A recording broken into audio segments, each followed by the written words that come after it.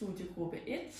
Jeg hedder Teresa, det er Nicoline, Louise og Alberte. Ja, og vi har vores håndslagsmodel. Jeg skal starte med at have vores relationsfinger. Og vi håber, at vi kan udvikle i studiegruppen både vores sociale og arbejdsmæssige relationer positivt.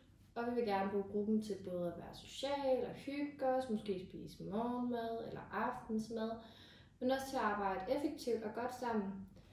Og vi synes, at den gode kommunikation og initiativ og gensidig respekt er alfa og omega i vores studiegruppe. Og vi vil rigtig gerne undgå, at man brænder ind med tingene. Vi synes, det er vigtigt, at man siger det, man har på hjertet. Og så har vi simpelthen stræbe efter den positive debat og den gode studiegruppe. Ja, så har vi retningsfingeren, og vi er blevet enige om, at vi gerne vil blive klogere.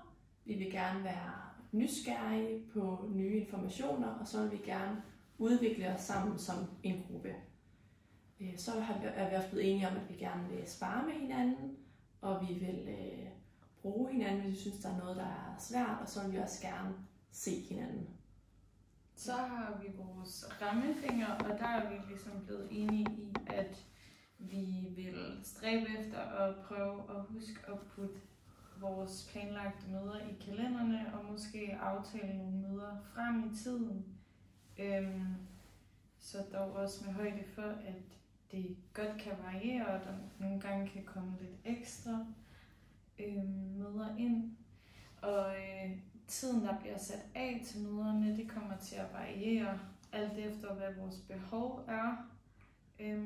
Og vi har valgt, at vi vil mødes i skolen, eller hjemme med en af os i gruppen. Og så vidt vil vi prøve at forsøge, om vi kan få møderne placeret i nogle hulmoduler, så det hele har en skolemæssig sammenhæng.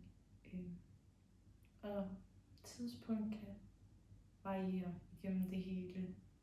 Det er vi åbne for i hvert fald. Yes. Og rollefingeren, der har vi sådan aftalt, at vi har en, der laver et referat hver gang, og en, der sådan ligesom holder styr på, hvad siger man sådan, at vi har, og i forhold til, hvis nu vi kommer ud i en lidt længere snak, hvor vi måske lige skal tilbage til arbejdet igen, og så at man er deltagende, og man påtager sig den rolle, man sådan har fået, og den udfører man så med bedst mulig vis. Og regelfingeren, det er jo så, at vi møder som udgangspunkt op forberedte, medmindre der kan være et eller andet.